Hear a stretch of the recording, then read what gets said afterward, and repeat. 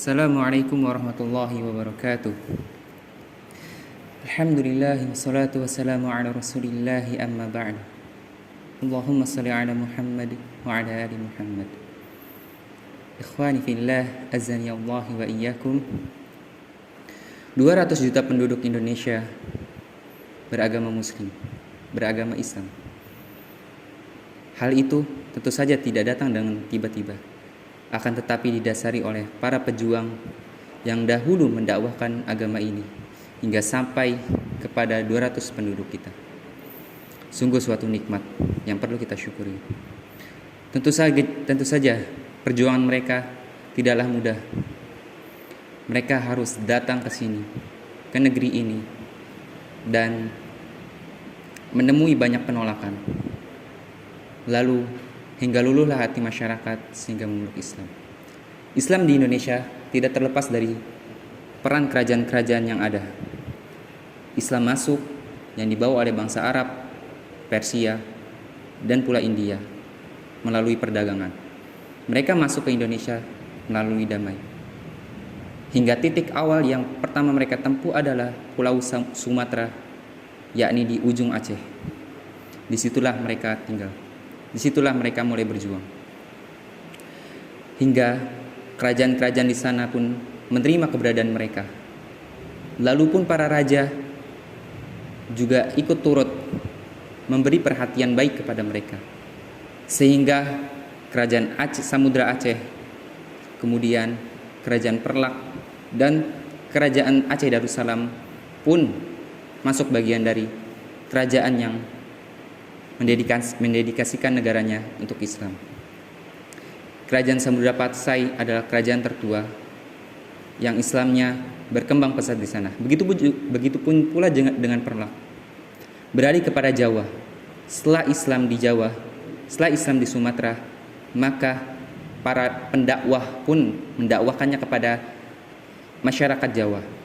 Sehingga kerajaan Mataram dan kerajaan Pajang maupun kerajaan lainnya pun ikut turut ke dalam Islam. Dan tokoh-tokoh yang terkenal di Jawa yang teguh dan berjuang untuk mendakwakan Islam adalah Wali Songo. Mereka berjuang dengan banyak metode, mulai dari perwayangan, mulai dari menjadi raja, dan banyak sebagainya. Mereka mendirikan masjid, pesantren-pesantren, sehingga Islam pun bersemayam di Pulau Jawa. Lalu beralih kepada Pulau Sumatera. Tentu saja kaitannya erat Pulau Sumatera dengan Pulau Jawa. Raja yang berada di Ternate, raja yang berada di Goa, dan raja yang berada di kerajaan lainnya yang berada di Makassar, mereka menuntut ilmu di Jawa, tepatnya di sebuah pengajian yang diadakan oleh Sunan Giri. Mereka menuntut ilmu di sana, sehingga para pendakwah yang telah menjadikan raja Goa, yakni Dato Ribandang, itu berasal dari Jawa. Lalu track record Dato Ribandang ini adalah mengislamkan raja dari raja Goa, sehingga Islam pun bersemayam pada di daerah Goa. Begitu pula dengan Maluku. Islam di sana juga pesat, tepatnya di Ternate. Karena Ternate ada merupakan pusat rempah-rempah, sehingga para pedagang muslim pun menyasar tempat itu. Sehingga Islam pun berkembang di sana, dan raja pun turut andil untuk masuk Islam. Begitu juga Pulau Kalimantan, tepatnya di kerajaan Banjar dan kerajaan lainnya. Kerajaan Banjar masuk Islam oleh berkat tangan-tangan dari orang yang berada di kerajaan Demak, tepatnya di Jawa. Dengan persyaratan, ketika mereka dibantu dengan 10.000 pasukan, syaratnya harus raja dan rakyatnya Islam. Akhirnya kerajaan Banjar pun Islam. Begitulah sepelumat dari periode kerajaan yang pernah berislam.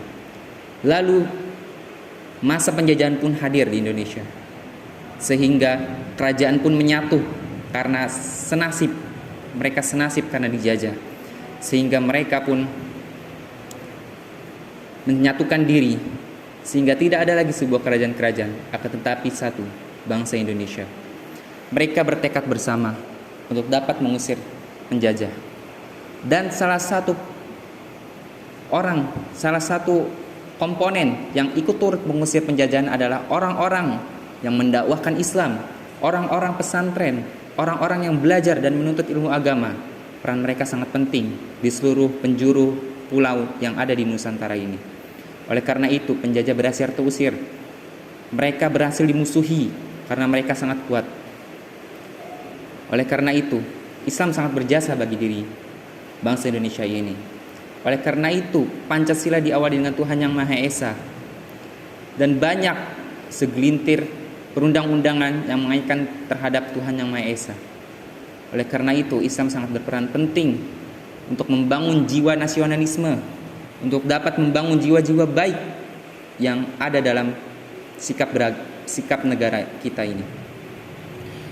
Oleh karena itu kita dapat mengambil sebuah hikmah maupun ibrah.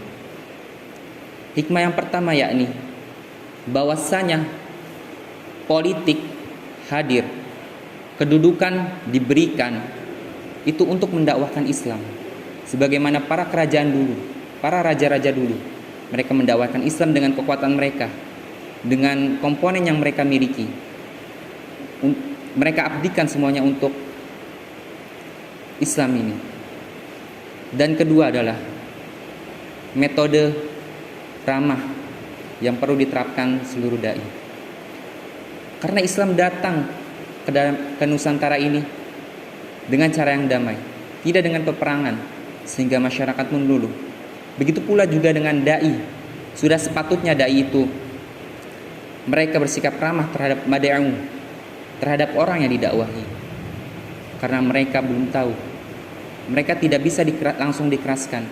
Hati mereka belum bisa sesoleh orang yang baik. Mereka perlu tahapan, mereka perlu tingkatan untuk dapat menjadi lebih baik. Oleh karena itu sudah sepatutnya dai memiliki sifat ramah ini, mengerti kondisi keadaan suatu mad'u. Karena begitu pula Nabi dinasihatkan oleh Allah Subhanahu wa taala. Sebagaimana di dalam ayat Al-Imran. Maka ketika Nabi itu ingin bersikap keras kepada para sahabat yang telah melanggar, lalu Allah ingatkan, walau kunta walidhan qalbilan lam faddu min haulik. Dan jika wahai Rasul, jikalau engkau bersikap keras kepada mereka, maka mereka lam faddu min haulik, mereka akan berpaling dari Islam ini untuk selama-lamanya. Pentingnya rahmah perlu kita terapkan sebagai pendidik ilmu agama Islam ini. Lalu poin selanjutnya adalah Islam ini datang dan cocok untuk setiap zaman. Zaman dahulu Islam pun cocok, karena Islam mencakup pembahasannya seputar kehidupan kita. Begitu pula di zaman sekarang, Islam akan selalu sesuai, akan selalu cocok terhadap setiap keadaan. Karena Allah menciptakan agama ini untuk hingga hari kiamat. Begitu pula cakupannya. Manusia dalam kebutuhan membutuhkan suatu ilmu, membutuhkan suatu tuntunan untuk dapat menjadi lebih baik. Oleh karena itu Allah hadirkan Islam ini. Allah hadirkan Islam ini sebagai penuntun dari kehidupan mereka. Karena mereka tentu saja akan tidak mengetahui. Dengan mempelajari Islam ini mereka menjadi tahu bahwasanya mana halal, mana haram, mana yang harus mereka jalankan, mana yang harus menjadi kewajiban, mana harus menjadi yang bukan kewajiban. Oleh karena itu pentingnya kita mendakwahkan untuk menyelamatkan manusia-manusia dari neraka, dari ketidaktahuan menjadi orang yang berilmu. Lalu poin selanjutnya adalah Allah selalu menghadirkan dai pada zamannya, dan pada zamannya pasti ada dai-nya. Karena di zaman dahulu kerajaan, Allah menghadirkan para dai-dai yang tangguh, sehingga Islam masih tetap terjaga, sehingga Islam dari tangan-tangan mereka tetap terjaga hingga sampai kepada generasi kita ini. Dan Setiap dai ada zamannya. Setiap dari kita harus bisa mengambil peran dai itu di zaman ini untuk menjadi dai yang bisa mendakwahkan ilmu agama ini kepada manusia untuk dapat memberi petunjuk pada manusia. Walaupun setelahnya itu adalah urusan Allah dan hidayah di tangan Allah. Dan poin terakhir adalah Allah selalu menjaga agama ini, dan Allah akan selalu menjaga orang-orang yang mendakwahkannya, karena agama ini akan terus dijaga hingga Allah berkehendak untuk mencabutnya, yakni pada hari kiamat kelak. Telah bertebaran banyak ajaran-ajaran Islam yang diselewengkan, yang notabene usulnya dari Islam, tapi mereka mainkan, mereka ubah-ubah sehingga mereka mengatasnamakan Islam. Sungguh miris, sungguh ironis hal ini. Sangat menyayat hati bagi umat Islam yang ingin menyembah Tuhannya dengan baik dan benar. Oleh karena itu, lihatlah dari mana kalian belajar agama. Perhatikanlah apakah ajaran itu benar, sehingga kalian bisa selamat dari azab Allah dan dari siksaannya. Lalu, jangan takutlah menjadi pengajar Islam, karena Allah telah menjamin bahwasanya Allah akan menjaga walinya. Innallaha waliyul mu'minin. Sungguh Allah itu wali dari orang-orang yang beriman, orang-orang yang mendakwahkan agamanya. Allah akan selalu menjaganya. Bukankah telah berlalu orang-orang yang telah mendakwahkan Islam lalu mereka dijaga hingga akhir hayat mereka?